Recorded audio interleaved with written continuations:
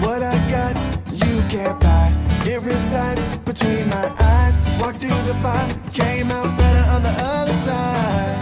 See, life's like a beach if you find the sand. And right now, I feel like $100,000. You are listening to Inspired Insider with your host, Dr. Jeremy Wise. Dr. Jeremy Wise here, founder of InspiredInsider.com. I talk with inspirational entrepreneurs and leaders. Some you've heard of, some you've never heard of. P90X founder Tony Horton. Kevin, when I talk about this, I like talking about some of the challenges and low moments because we've all had those on our journey and it makes us real. And, he talked about when he was, he's obviously sold hundreds of millions of dollars of P90X, but he was a street mime. So he made money, food and rent money by putting his hat on the street and being a street performer. I had a guy, Moise Navone, who is the founding engineer at Mobileye, which basically fuels the autonomous vehicle. And they sold their company to Intel for $13.2 billion. But what struck me was he had to go back, he had to keep taking pay cuts, because they were working really long hours for little pay. And he had to go back to his wife and kids and basically say, hey, all extracurriculars done. No more eating out, no more niceties. Like we can't afford it. And basically had to pull them out of all their extracurriculars because of the grind that it took to get there. You know what I mean? So check out that, many more at InspiredInsider.com. I really like talking about the true to life stories along the journey. And this episode is brought to you by Rise 25. I co-founded with my business partner, John Corcoran, who Kevin also knows.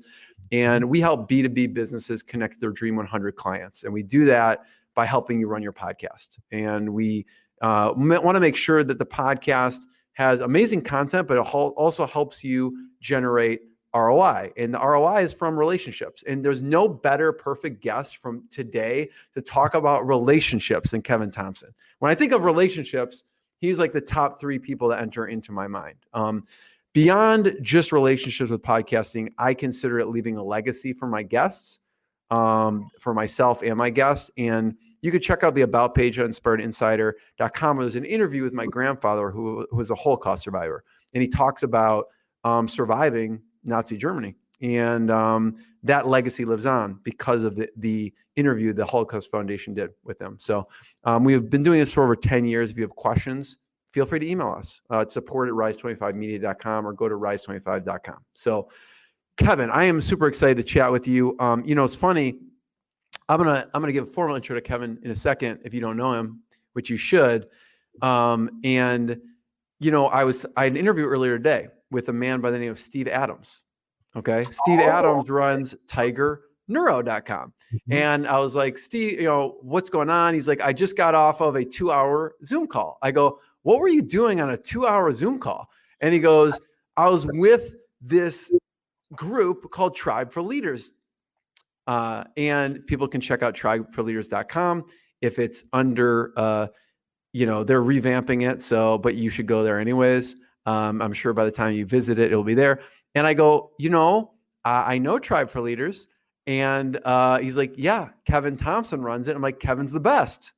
And he's like, it's this amazing group where like-minded founders, entrepreneurs get on, they share, they help each other. And then the group kind of rotates every so often. So you get to meet more people and, push through different challenges, opportunities, meet more people as far as opportunities go, strategic partnerships. So it was just funny. That was the timing. And also Eric Duay the other day, I was talking to him and he's like, Kevin's the best. You need to have Kevin on the show. I'm like, I already have him on the show. He's coming on the show.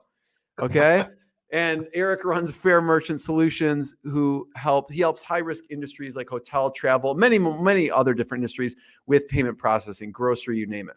So Kevin is one of the biggest givers I know. He is an expert, in my opinion, at what is the most important aspect of life and business, which is relationships. He creates profitable win-win relationships in a number of ways. And we'll hear about his methodology, his strategy, what he does. He's gone from being in the Army to, if you picture the deadliest catch, he was there. Deadliest catch fisherman, crazy stories there, to carpet cleaner, to online marketer, to, I call you, Kevin, strategic relationship business builder. That's what I just call you in my mind. You can check out tribeforleaders.com. So Lee Richter, I'll just highlight that. She just said Rockstar Connectors. So Kevin, thank you for joining me. This is a long time coming. Yeah, man, Jeremy, my pleasure. I mean, this is cool because it's been a while since you and I have seen each other, and it's just cool to be back together, just having a conversation, man. Yeah. You know, when I was talking to Steve Adams, I was like, you know, we aren't living in the same city, but whenever he comes to Chicago, we definitely go to dinner and love hanging out. I would love to start off just hearing we'll talk about the journey and some of your amazing stories, but strategic partnering, your philosophy, methodology around strategic partnering. You know, here's the thing. So many people, so many entrepreneurs like view strategic partnering. You get people reaching out to you all the time, and I'm sure you've experienced this, where they're like, "Hey, you know, we should do this thing together, and you know, if you help me out, I'll share revenue with you, or you know, we can make all this money together." And I've been approached with that message so many times over the years, and it just kind of falls on deaf ears. And you know what's most important is the relationship, like you said, you know, and there's, you know, my friend Travis talks about the different kinds of relationship capital, or the different kinds of capital, excuse me, and he uses TIMER as an acronym for that, and it's, you know, time, identity, money, energy, and reputation, or also, you know, also relationships. And usually when we're looking at strategic partnering, we need to look at how can we help further our partner's relationship with their audience, with their followers, with their, you know, sphere of influence, their, you know, whoever that is. And when we come from that standpoint of just being of service, that's when we get cooperation. And once we've got somebody's attention, now it is upon us to give them a great experience in partnering with us from beginning to end. And that does not always include how much money we're going to make together. And so, you know, it's all about treating people the way that we would want to be treated. And it's really, Jeremy, it's that simple. It's that simple. You know, you're talking about being of service. I've never seen someone who does such a high touch, you know, introduction, strategic partnership, meaning when you introduce people, you follow up. You know, you're just like, okay, go at it. You have a way of, I want you to maybe talk a little about that. You actually follow up with people and you see how it's going. Talk a little about the follow. I mean, not only are you introducing, but there's a follow-up process to that.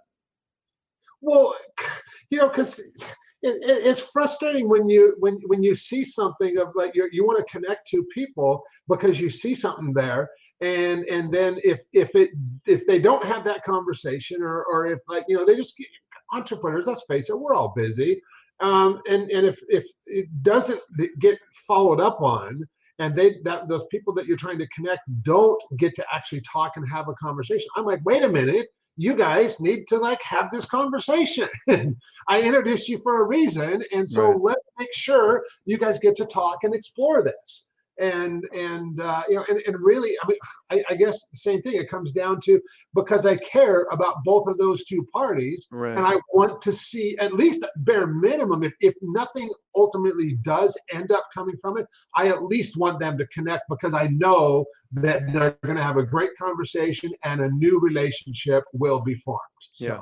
I don't know if I would say you care more than them, but sometimes they don't realize how impactful that can be. So you sometimes have to care a little bit more in the beginning to make sure that, you know, follows through, right?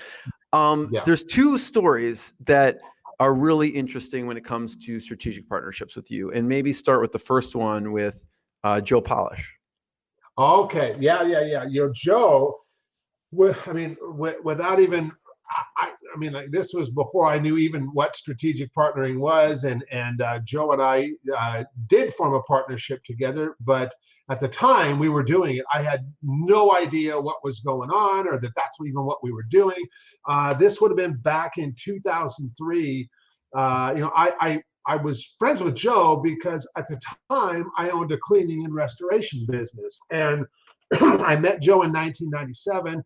And my business at the time was, I mean, lack of a better word, Jeremy, it kind of sucked. I didn't know the first thing about business, didn't know the first thing about marketing. And I found Joe in a trade publication, and I started using his materials to just completely revamp and just transform that business over the next few years into a by referral only company.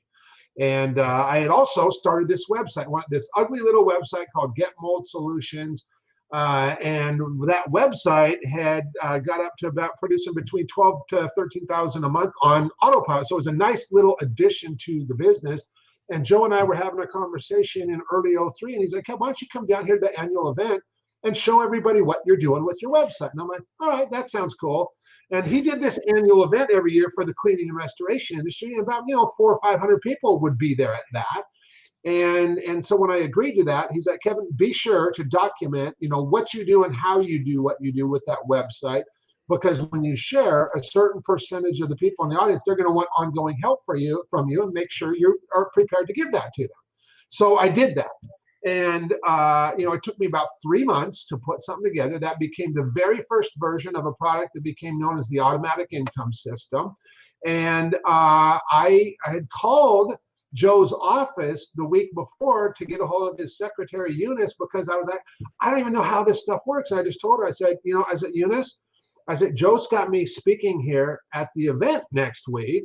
And he asked me to prepare a presentation as well as put a product together, which I've done that. And I'm ready to go. But I said, I don't even know how this works. And Eunice is like, well, typically because Joe has invested all the time and finances in putting the event together and getting people there. Typically, if somebody speaks, they do a share of the revenue. They just share it with Joe. And I'm like, oh, okay, that sounds good. And so she walked me through how that worked. And I'm like, all right. And so I ended up speaking at that event. And that was my first time ever, Jeremy, speaking on a big stage. Mm-hmm. And actually, right before I took the stage, I'll tell you, I was a nervous wreck. Because I had all these things going through my mind, like, man, can you really do this? Or do you really have value to offer for these people? Oh man, don't let Joe down. Joe's your friend. Don't let him down. All that kind of stuff. But once I got on stage and Joe gave me this great introduction, and then I just started sharing, and just in a few minutes, people were engaged, and I'm like, wow, this is really cool. And so I just shared, and when we were done, I just about 50 minutes later, I just said, hey, if this resonated with you, if what I shared here makes sense, if you'd like to have my ongoing help, this is what it looks like. This is what the investment is. And, if you want that, then go ahead and go to the back of the room. And we made $35,000 in sales of that product at that event. And that, Jeremy, I'll tell you what, that was a whole lot more than I made running the cleaning and restoration business for a day's work, and that was an epiphany there. But you know what, looking back on that, I didn't even realize, hindsight's 2020, that, Joe and I had formed a strategic partnership. He saw that I had something of value to offer his people at that event. We did not have one single comment. Joe and I, we never said one word about, he never even told me how it worked or anything. There was not even a conversation around, oh, we're going to make all this money. None of that took place. It was just, he was like, why don't you come delivering value? You deliver value. He delivers value to his audience through what you will deliver value with by helping them and giving them new ideas and new things that they can do to help their business. Yes. And yet, looking back, that was just such a valuable lesson and valuable experience going through that.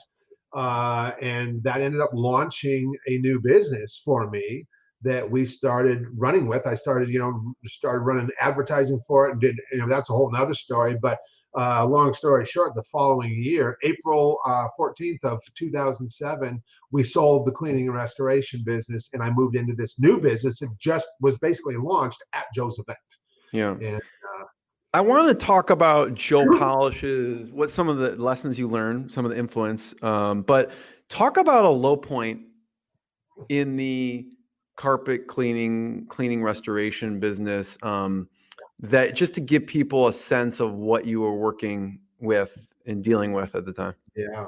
You know, I running that business, I ended up building a team of people. I had, guys that were out in the field doing cleaning work. I had an office gal, and we had, all this in place. And quite honestly, for me, and I was managing the whole thing. And a lot of times I was out in the field too. And even though like we with Joe's help had got to about probably top 3% of cleaning restoration people in the industry as far as size of business, that I had and revenue being created thanks to Joe's help. But yet here I still was. I was working, 12, 13, 14 hours a day. I was doing that 6 and 7 days a week.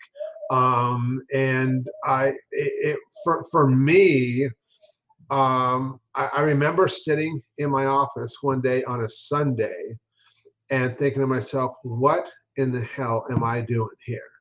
Because this is not the lifestyle that I want for myself. My family, they don't deserve this. I should be home with my family right now, not here at work. Mm-hmm. And for the first time ever, I took out a piece of paper and I just started writing, well, what the heck do you even want? What do you really even want for yourself?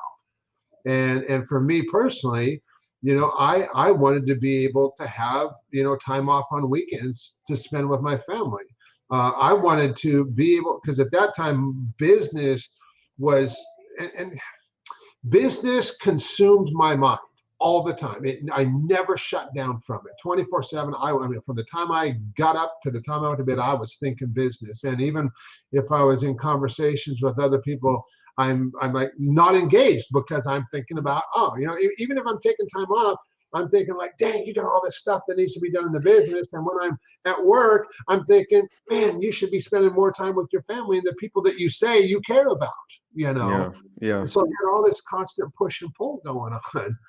And what else did you write down? So you wrote down no weekends. I don't want weekends. What else did you want at the time? Weekends off. I wanted a business that actually excited me. Now there were aspects of that cleaning and restoration business that I liked, but there was a bunch of it that I just didn't like at all.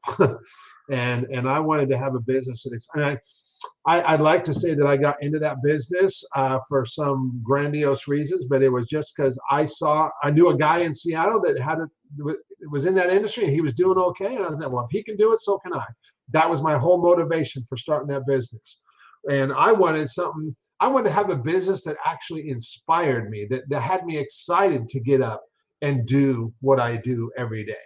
I wanted time off from my family. I wanted to be able to make $1 million in my business. At that time, $1 million seemed like, and that, what, interesting, Jeremy, that became the goal for a long time until we hit it. That was the goal. And I remember the first year we hit it in 2008, I was like, wow, we actually did it, and it was such an exciting time. And I was like, wow.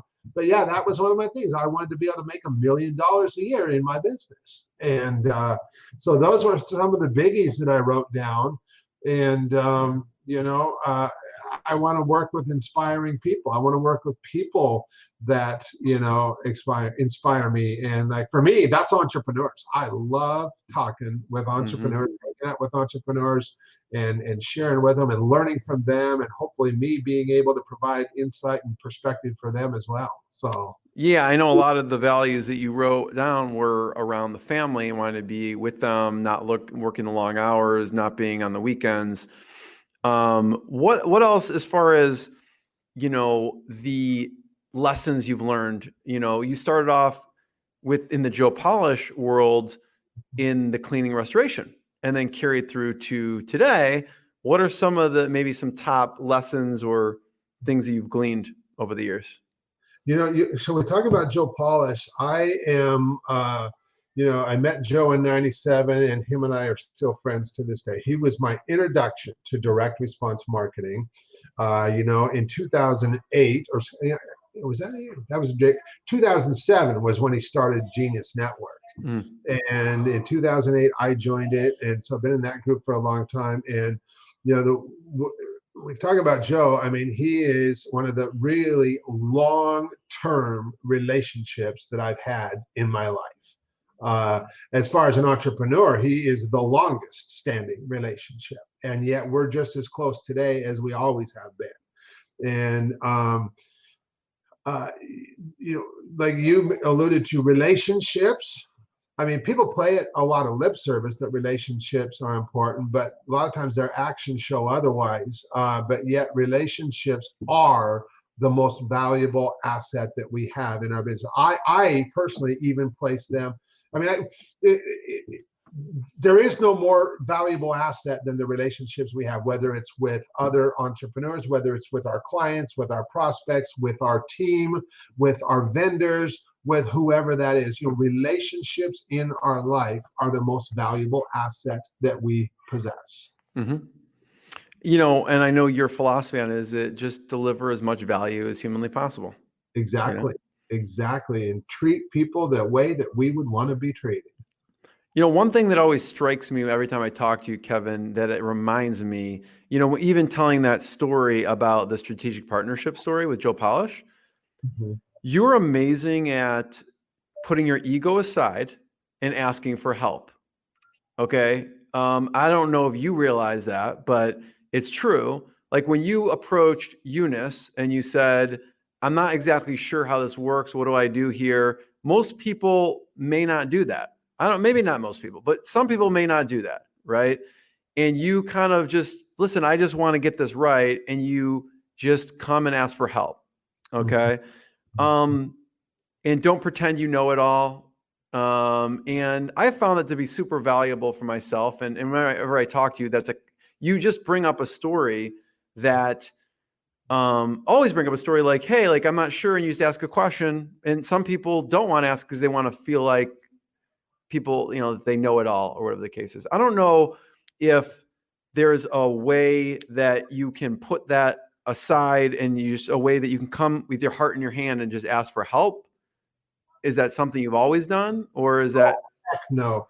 And what's interesting is you bring that up about that conversation with Eunice, and I didn't even view that particular instance as asking for help. I viewed it as like, okay, Joe's given me the opportunity here. I want to make sure I get this right and do right by Joe. Right. And so, but no, for most of my life, Jeremy, I have totally sucked when it comes to asking for help from other people because I didn't want to bother or inconvenience people. And it wasn't really until I was having a conversation with a good friend and a mentor of mine, Jesse Elder, and this took place in 2012, where we really started digging into this. And he starts asking me, he said, Kevin, when you give to somebody else and when you help somebody else who really appreciates it, how does that make you feel? And I was like, you know what, Jess? I was like, there's no better feeling in the world than that. I was like, I love the feeling that I have when I do for somebody else that really appreciates that. And he's like, because he knew that, because that's how I was. I loved giving to others and I loved helping other people, but I was not so good at receiving help from other people, or God forbid, asking other people for help when I needed it. Mm-hmm. And so he kind of pointed out, he's like, Kevin, he's like, do you realize that by you being this way, you're depriving other people from the feeling that you just told me was the best experience in the whole world? He said, you're depriving them from having that experience. He's like, who are you to do that to them? And I'm just like, wow, I never, ever thought about it that way before. And sometimes the biggest givers are the worst receivers. Absolutely. Absolutely. Yeah, that is, I've talked with a number of people about that. I've given, I've shared presentations on the topic of giving and receiving and why it's not better to give than to receive. And that is a big issue for a lot of people, not just entrepreneurs, but definitely entrepreneurs too. Most of them are far better at giving than they are at receiving or asking, proactively asking for help, for sure. Yeah. So how do you become a better receiver? You gave a perfect analogy, by the way. You talked about it in the sense of breathing. Mm-hmm. Mm-hmm. I mean, for me, once I came to the realization, thanks to Jesse, I was like, you know what? He's right. I am depriving other people of having this experience, and I know how much I love having it. I was like, so let me just start exercising this a little bit. Let me just start, letting, like, when somebody wants to do something for me, or ask me, hey, Kev, what can I do to help you? Don't just say, no, I'm good. You don't need to do anything. And even if I can't come up with a good answer now, which that happens, somebody will ask me, hey, Kev, what can I do to help you? And I'm like, you know what? I don't know right now. I don't have a good answer right now. Is it all right with you if I just circle back around with you when I have a good answer? And nobody says no to that. And it still lets them have the feeling of like, yeah, you know what? I mean, he accepted my offer. He might not have a good answer, but he's open to that. And it still lets them have that same feeling. And then when people do want to give and they do want to help me, I'd be accepting of that. And I just, instead of saying, no, you don't have to do that, I just say, you know what? Thank you so much. I really appreciate that. Yeah. And just let them have the experience.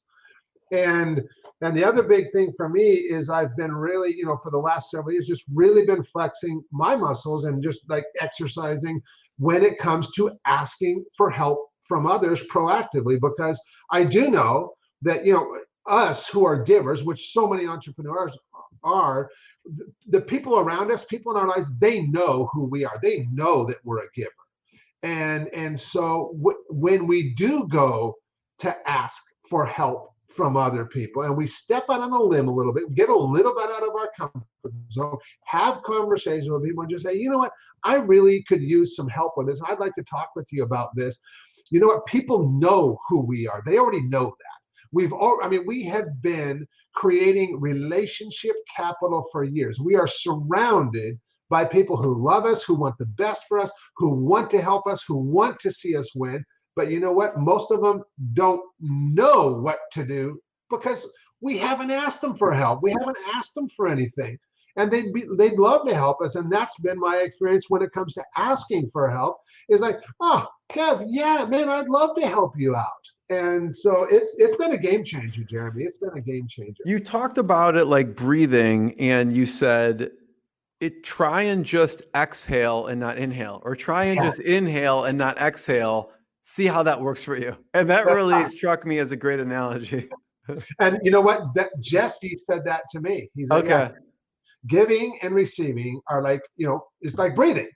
He's like, if I were to ask you, what do you prefer better, breathing in or breathing out? If you actually gave me an answer, I'd say, great. Try doing only that for a while and see how far it gets you. Because you got to do both. And giving and receiving are the same way. You got to do both.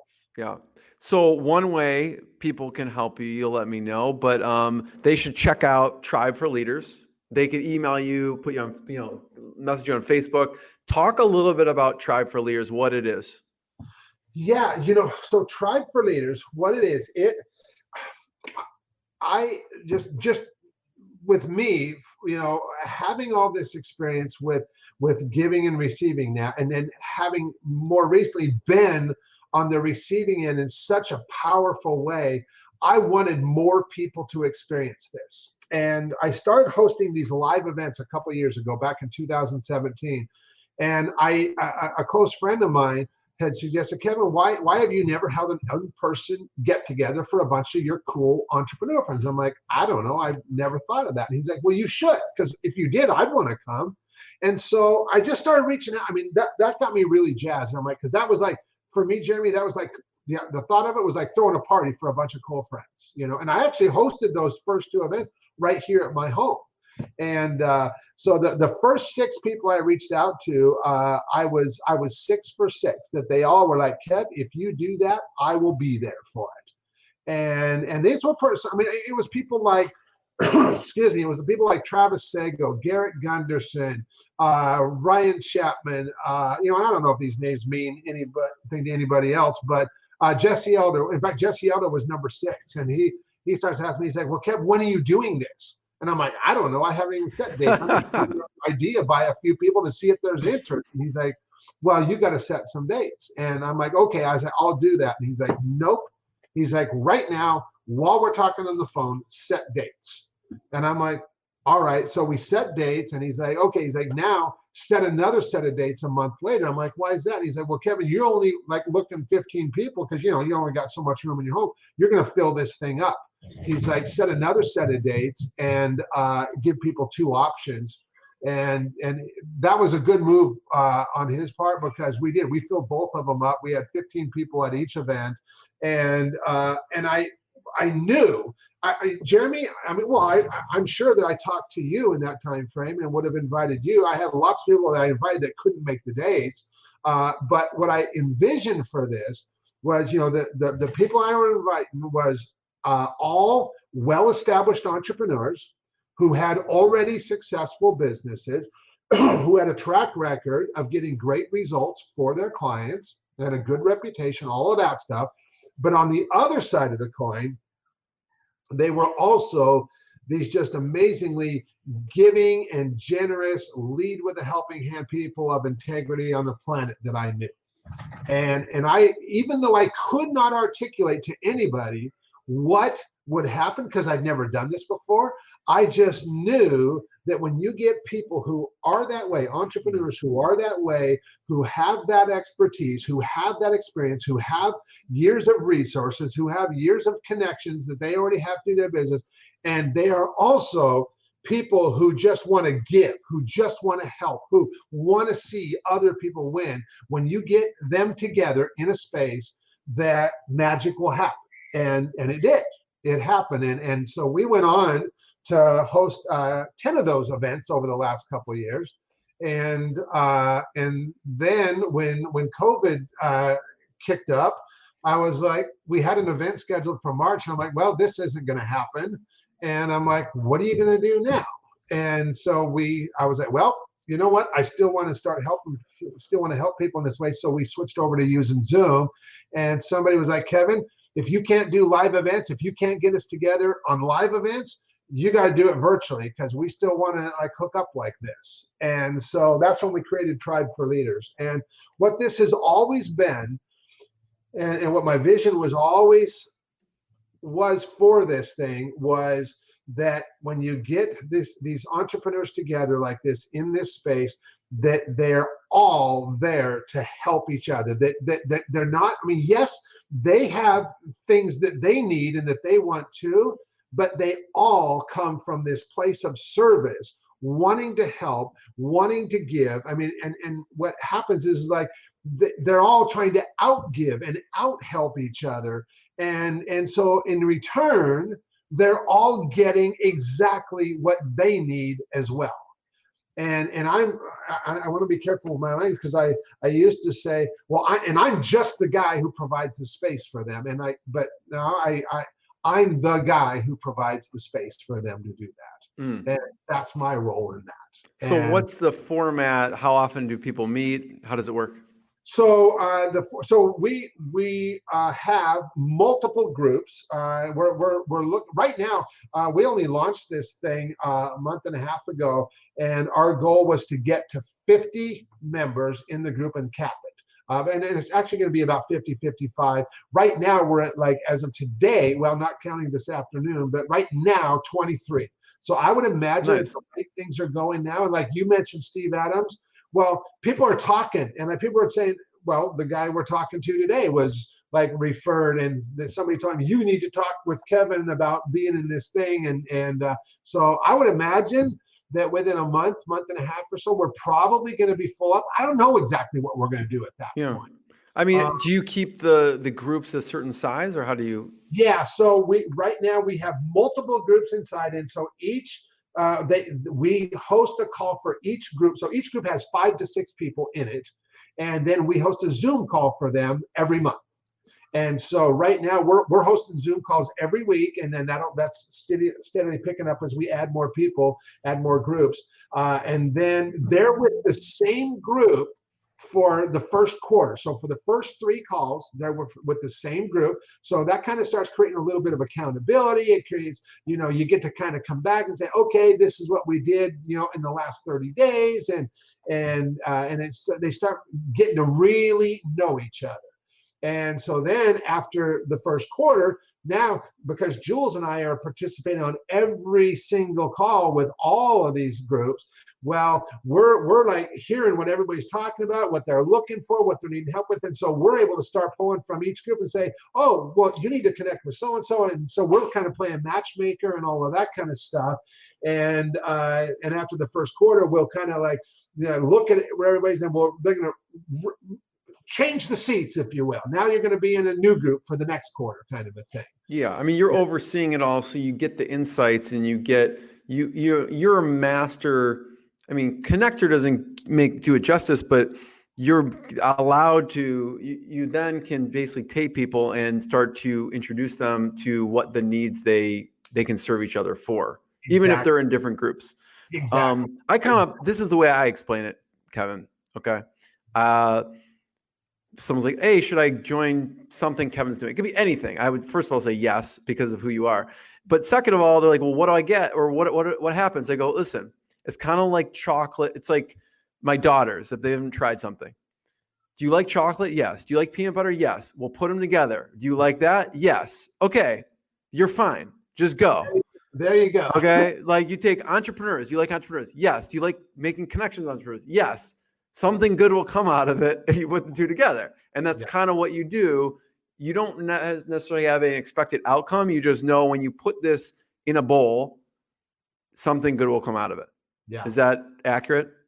Accurate. Yeah. And like, just this morning we had a Tribe for Leaders call, and one of the guys just did a kind of like a small one of these 5-day challenges, just had some great results with it. And now he's got this thing all systematized, and he's talking about, he's like, you know what, I was so excited about what happened, the results that we got for people, and the results they got. I want to start doing this every quarter, and I want to start ramping. Well, one of the other guys was he's a media buyer. And he starts asking a few questions and like about this and that. And he's saying, well, what if you did this? And now all of a sudden, the guy he's all like, he's like, you know what? He's like, we need to have a deeper conversation after this call, because I think you can help me grow this thing.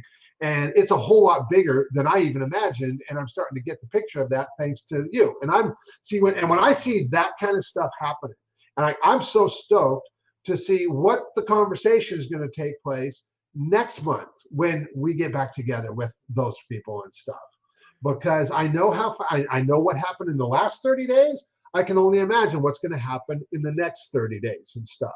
And now I'm thinking about, because of these two guys, I'm thinking about people in the other groups, like, oh, well, you know what? You need to talk to so-and-so, and you need to talk to so-and-so. And so for me to play the matchmaker like that, I mean, that's the role that I love playing. I love playing that role. Yeah. Yeah. I mean, I love hearing, Kevin, your mindset around being a giver, about it's not about what I can get. It's not about the money you can make. It's just about going in and delivering value. And also the flip side of what you said you've been terrible at, which is being a receiver, and some of the mindset that goes into that, which is, you're taking something really special away from the person if you're not receiving properly.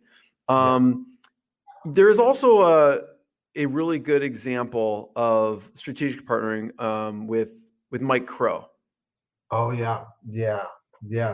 Mike, he was my second ever strategic partnership. After I did that one with Joe in 2003, I took the presentation I did, and I started doing advertising and direct mail and all that, and we put it into a teleseminar model and started doing that. And it wasn't until 2007 when I was talking with my friend Mike Crow, who I met through Joe. I mean, I met a lot of people through Joe over the years, and we were just catching up, and I was telling him about this thing I'd been doing, and he was like, Kev, he's like, I think that my home inspectors would really get a ton of value for that. Why don't we do something together? And he's like, I'll put you in front of them. I'm like, okay, sounds good. And so we set a date. He promoted it to his group of home inspectors. I did a similar presentation as I did at Joe's live event for carpet cleaners. I did it for his home inspectors, and we just did it on a teleseminar. And when we were said and done, we had created about 48,000 in revenue in less than 24 hours doing that. And like no plane, no travel, no nothing, just talk on the phone for about 90 minutes. And I was just like, wow, that was really cool. And the thing is, I was so appreciative of Mike. I was just like, man, you know what? This would have not happened if it weren't for Mike and him just having his role in it. And so I was like, you know what? I was like, I need to. I had told Mike, I was like, hey, I will share a percentage of revenue that we create from this, and we had agreed on that. And I was like, you know what? If I was Mike, I'd appreciate getting the money quickly. And so we had offered the training on 3 installments of $397, and we had all these round of installments of $397 that come in. I was like, you know what? I'm just going to overnight Mike a check based on what's already come in, and if we get returns or whatever, it'll factor out, and I'll take care of it in the second and third checks I'll be sending him in 30 and 60 days. So I overnighted him a check. And I just wrote a handwritten note, hey, Mike, man, so appreciate you doing this. I'm really excited that we had such great results. And man, I'm looking forward to helping your people. And he calls me the next day. And he was like, Kevin, he said, I got to tell you, I have partnered with a lot of people over the years, and no one has ever overnighted me a check. And he said, I just want to let you know what impact that made on me. And I just made a note of that. I'm like, you know what? Overnight the check is apparently a good thing. I'm just going to keep on doing that. and so that just became part of my process. So I just had a conversation with Mike. I'm like, hey, I said, now that we've had this experience, do you know anybody else that I should be talking with? And he's like, yeah. He's like, absolutely. He's like, I want to connect you with some more people. And so we did that. And I started partnering with some of them too, not all of them, but some of them. And I told them, I said, you know what? I was like, you and I, we wouldn't even be talking if it weren't for Mike. And so I want to honor him in this too. I'd like to withhold a little bit. And if we do this project together, I'm going to give Mike a little bit too. And people just were like, wow, Kim, that's a really good idea. Yeah, we do need to honor Mike, because yeah, you're right. We wouldn't be talking if it weren't for him. And so I ended up just developing this process, and it was really nothing more than like what I mentioned before. Is it's how just treating people the way that we'd want to be treated. Right. And I developed a process that just ended up. That's why I was able to do over 500 strategic partnerships in about a 9-10 year period. And we sold $16.1 million of that product and the training that went along with it, and hundreds of partners along the way. And I remember being at an event one time. I think it was Yannick Silver's Underground, and had rented a Mike Filsame there, and got to talking with him at the lounge. And he was like, you're the guy. I'm like, what are you talking about? He's like, you're the guy I heard about. You're the guy that overnights the checks. You're the guy. Yeah. And that's not a bad reputation to have. But it's not just about the money and the checks either. It's the gesture, how you treat people. Yeah. How you treat people. Kevin, I've been the subject of that. I remember I was in my office. I get this FedEx package envelope. Mm-hmm. And I'm like, I have no idea what this is. I open, it's a handwritten note from you and a check. Mm-hmm. And I'm like, wow, that's amazing. I texted you, called you probably at the time, and said, thank you. That's amazing. But your internal dialogue is what I really always love to hear. Is it's all delivering value, giving. When you approach those partners, you could do something, but you talk about and use the words, we want to honor Mike. We want to honor that other person. And that's kind of the internal talk that you have about that person. And so how can you not go along with that? Yeah. Yeah. I want to go back a little bit in your journey. It wasn't always, the automatic income system or what you do now. You had to endure some true grit and hustle. And maybe that's understating it even, but there was a time, that you had aspirations to go to college, and that got sidetracked. Yeah. So I wonder if you could just talk about that for a second. Sure. When I was in high school, I was in FBLA, Future Business Leaders of America, when I was in high school, and I had such a cool experience in that I was like, you know what, I'm going to go to college and I want to study business, because I that's what really got me going in the mind of like, I want to be an entrepreneur. And unfortunately, my dad, at the beginning of my 9th grade year, he got diagnosed with cancer, and at the end of my 10th grade year, he passed away. Terrible. And Oh, sorry. so that was an experience in and of itself. Losing your dad at 16 years old is rough on a kid. But you know what? I had a lot of I cried a lot with him before he passed away, but once he finally passed away, because I watched him deteriorate so much in that year and a half, that it was like this weight was lifted when he passed away, because it was like finally he's out of his suffering. Yeah. He was out of his pain, but through that, my mom becoming now the sole income earner for our family, plans of going to college were off the table. She just wasn't going to be able to afford that. And so I ended up joining the military, joined the Army right out of high school, because I couldn't figure out what I wanted to do or how I was going to make this happen or anything like that. And so I was like, well, you know what? My dad was in the Army. I'm going to join the Army, at least maybe, and get because you get a college money too when you join the Army. And I was like, that was kind of my motivation there. And so I spent like the GI Bill, they can help fund it. Yeah. Help pay for college. Yeah. When you get out. And so I was like, I'll do that. And after I get out of the 4 years in the military, come home in 87, and I'm like, really trying to figure out, what, I said, I don't know if college is the best option or not. And I said, I just need to get money together and start my own business. I'm talking with my best friend who I'd known since 1st grade, and it's like, man, I need to get money together. How the heck do I do this? And he's like, well, Kev, man, he's like, go down to Seattle. Get yourself a job on one of those fishing boats. Go to Alaska. Those guys, they make all kinds of money. I'm like, that sounds good. And so I did. I went down to Fisherman's Terminal, and I just started hitting the docks. And where were you living at the time? I live up in fact, you know what? I live about 5 miles today from where I grew up. I lived in Marysville. I live in Arlington now, about 40 miles north of Seattle. Got it. And so yeah, I just drove down to Seattle, went down to Fisherman's Terminal, started hitting the docks, and started talking about all these captains, and they're like, we don't do this. We don't hire off the dock, because you have no idea what you're getting yourself into. You just walked up, you're like, all right, I'm ready to go. Yeah, I was like, hey, I'm ready to work, and I've heard, I want to go fishing in Alaska, and they're like, no way. And you'd have no idea what you're getting yourself into, and we don't hire this way. I mean, the way we hire is like from guys that already been on the boat, that have already told their friends what it's like, so they got a clue at least. You don't got a clue. But one guy was, John Waddell was his name. He's like, I might be a guy short, and he's like, he's like, give me your number. He's like, I ain't gonna promise nothing, but he's like, give me your number. He ended up calling me a couple of days later, and he was like, how fast can you be down here? I said, I could be there in 2 hours. He's like, okay, get your stuff packed and get down here. He's like, when you get here, come up and see me in the wheelhouse. And when You've never done this before? No. I'd never done this before, and neither had John. John had never done this before. And he was just in a pinch, and he calls me up to the wheelhouse. He's like, look, Kevin, he's like, I'm going out on a major limb here. He's like, I have never done this before.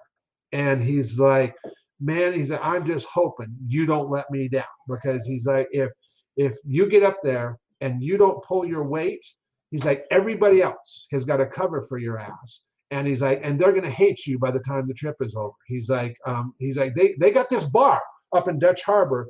At the time, it was called, what the hell was the name of that bar? But Playboy magazine back in the day rated it the roughest bar in the U.S. It's called the Elbow Room. That's what it is. Look, Google that shit up one day. The Elbow Room. It's the roughest bar in the U.S. People would get killed there and all that stuff, because guys who didn't pull their weight on the fishing boats, the crew would get so upset that like they come back to town and have some drinks and just get in big brawls and fights, and like that guy would not go back on that fishing boat again, And so the skipper's telling me this. He's like, Kev, I don't want this happening to you. And I'm like, John, I promise. Talk about a first day pep talk, Kevin. Yeah. I mean, right? And I just said, I promise you, I will not let you down. And so he gave me the shot, and we went up there. And once we got up there, Jeremy, man, I was like, he was right. I had not a clue, man, because it was ridiculous. It was, I mean, insane. Describe the scene a little bit. I mean, because we worked up in Alaska's Bering Sea, and we're a typical day is it's just wet, rainy, miserable, wet, cold weather. You're dealing with 20, 30-foot waves. This boat is just rocking all around. I mean, half your job is just learning to stay on your feet and do your dang job while this boat's moving all around underneath you. We would work anywhere from 24 to 36 hours straight. Jeez. You sleep for 6 hours and get up and do it again. And on a good trip, we could fill that boat in about 2 weeks. On a bad trip, I'd been out at sea working under those kind of conditions, working those kind of hours for up to 2 months before, where we finally just had to pack it up and go into town, even though we weren't full, because we were running out of food and fuel. And so, but that was how many people are on the boat? Typically, depending on which boat you go on, there's going to be, say, 6 to 8 guys. And if you're doing processing too, you're going to have another 6 to 8 guys if you're on a boat that does processing too. And so yeah, between 6 to 16 guys, because you got the skipper, the engineer, you got a cook who usually doubles and works on deck too and stuff. And so what was the toughest part about that job? Seems like everything's pretty hard. The weather and just trying to stay safe and stay on the boat in some cases, because the weather's so crazy. You're getting hit with rogue waves. In fact, 95, that was the year that I got hit and just threw me across the boat. And that's when I was like, you know what? I'm done. You've saved up enough money.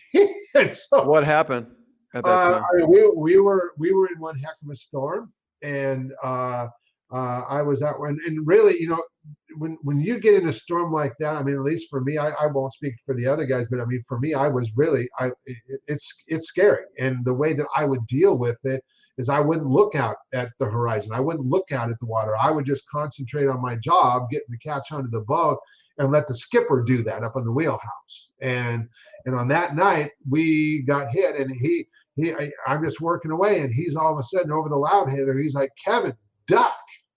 And before I could even react, we got hit broadside with this huge wall of water, and it picked me up like I was nothing, hurled me face first all the way across the boat into the railing. In fact, I broke my fall by hitting my face against the railing. That's what this scar on my chin is from. My front teeth got knocked out there. But if it would have thrown me a couple inches higher, that would have been it. You're dead. Oh yeah. And when you were there, did anyone get thrown overboard? Yes. Yeah. A couple of guys got thrown overboard while I was up there, and nobody on any of the boats that I was on died.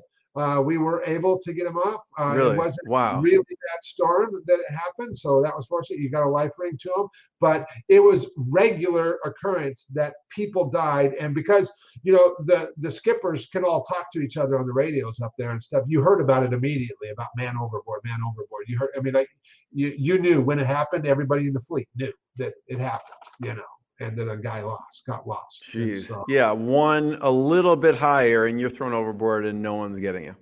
Yeah. When you're in a storm like that, because the captain can't get the boat turned around in time to save you when you're in a storm. It's a different thing when you're not in such a nasty storm, but when you're in a nasty storm like that, they're not getting that boat turned around in time to save you. And so you quit at the time. You're like, that's like a wake up call. That was my wake up call. And the thing is, like, I didn't quit. Even like my tooth, when it busted out at an angle. It exposed the nerve, and the tooth was it was pointy, and so it cut my tongue too, and it kept cutting my tongue. And I got so fed up with it because the skipper was like, well, Kev, we can just take you to port. I'm like, no, because that meant shutting down the whole dang fishing operation for everybody, And I'm like, I don't want to be the guy that makes them cut into port for like 2 days travel each way and stuff. I was like, I'll just finish out the contract. I filed my tooth flat. I went down to the engine room and got one of those, like, I don't know, big files, and I just filed the tooth flat so it would stop cutting my tongue. And then I would put some, I can't remember what it was called, Cavit or something like that. You put on your tooth because the air. If you have an exposed nerve like that, it is excruciating. Oh yeah, it hurts like hell. It hurts like excruciating. Hell. Yeah. So how did you even get through? You're just like, yeah, I'll walk it off. I mean, that's insane, Kevin. Well, because I guess at that point, that was the working up in Alaska for the 7 years I did was the hardest work I've ever done in my life. But it also, it was kind of like this badge of honor too, Jeremy. It was this badge of honor of, look at me, man, look. And my dad, from the time I was little, he had always told me, he's like, Kevin, the harder you work, the more successful you'll be. That was his experience. That was the best advice he knew to give me. And I remember how many times I thought, man, Dad, if you could see me now, I know you'd be proud. And so there was all of that played into it right up until the point when I almost died. I'm like, okay, this is enough. But even at that, I didn't want to let down the skipper. I didn't want to let down my crew members. I didn't want to be the guy who shut down the whole doggone operation. That's a lot of money for everybody, including the fishing company, And I'm like, I don't want to be that guy. I was like, I'll just finish this out. I'll finish this contract. Then I'm off the boat. And that's exactly what happened. I finished the contract, got off the boat, and never went back. And so, but I never lost all the lessons either. Amazing story. Thank you. There's so many lessons in that. I totally appreciate your time, everything you do for everyone else and myself. Everyone should, they can reach out to you on Facebook. They can email you. I don't know if you want to give your email, but they could check out tribeforleaders.com. And if you're an entrepreneur, founder, who else would be perfect for Tribe for Leaders? Yeah, I mean, established entrepreneurs, CEOs, that's the big thing. I just, and who are also just giving, generous, lead with helping hand, people of integrity. Those are the kind of people that are right fit for Tribe for Leaders. And if what I shared here resonates with you, if you feel like you would not only benefit from being a part of it, but also have a lot to contribute as well, I'd be happy to have a conversation. Yeah, if you want to get on the boat with someone for Tribe for Leaders who's willing to file his tooth down with an exposed nerve and still make sure people stay afloat and the fleet is out, that's who you want. There you go. So, Kevin, I totally appreciate you. Everyone check out tribeforleaders.com and we'll see you on the other side. So thanks, Kevin. Oh, my pleasure, Jeremy. What I got, you can't buy. It resides between my eyes. Walked through the fire, came out better on the other side. See, life's like a beach if you find the sand. And right now, I'm feeling like $100 grand.